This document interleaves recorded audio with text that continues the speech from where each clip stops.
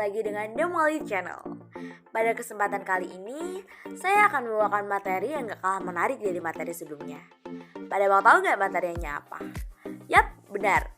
Kali ini kita akan membahas mengenai 6 langkah menulis sinopsis naskah yang menarik perhatian. So, langsung aja yuk kita ke yang pertama.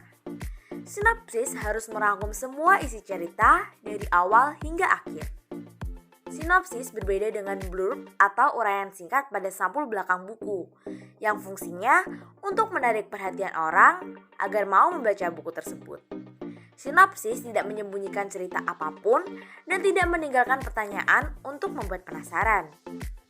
Kita lanjut ke tahap yang kedua. Buat sinopsis dengan bahasa yang menarik dan mudah dipahami. Sinopsis bertujuan untuk membuat editor atau siapapun yang membacanya tertarik dengan novelmu. Maka, kamu harus bisa menulis sinopsis naskah dengan bahasa yang menarik dan mudah dipahami agar dapat mewakili isi novelmu. Sinopsis biasanya ditulis dengan sudut pandang orang ketiga, dan kutipan dialognya pun biasanya hanya seperlunya saja. Hanya yang benar-benar penting dan menjadi inti dari cerita novelmu. Yang ketiga, buat sinopsis sesingkat mungkin. Sebaiknya kamu tidak menulis sinopsis dengan uraian yang terlalu panjang dan tidak perlu bertele-tele. Dalam sinopsis, tidak diperlukan adanya deskripsi, ilustrasi, keindahan gaya bahasa, dan penjelasan-penjelasan detail lainnya. Biasanya, sinopsis dibatasi oleh jumlah halaman, misalnya 2 atau 3 halaman. Ataupun bisa juga dibatasi dengan jumlah kata, seperti 1/5 atau 1/10 dari panjang naskah asli tanpa mengubah gagasan naskah. Kamu bisa menambahkan pada lampiran tersendiri bila kolom yang disediakan style atau book dalam formulir pengiriman naskah terasa kurang nyaman untuk menempatkan sinopsis naskahmu. Yang keempat, ceritakan sesuai dengan alur. Menulis sinopsis novel harus sesuai dengan alur cerita yang terdapat di dalam naskah lengkap agar sinopsis tidak menyimpang dari cerita sebenarnya. Urutan disesuaikan alur dari prolog, bab 1, lalu bab selanjutnya hingga epilog.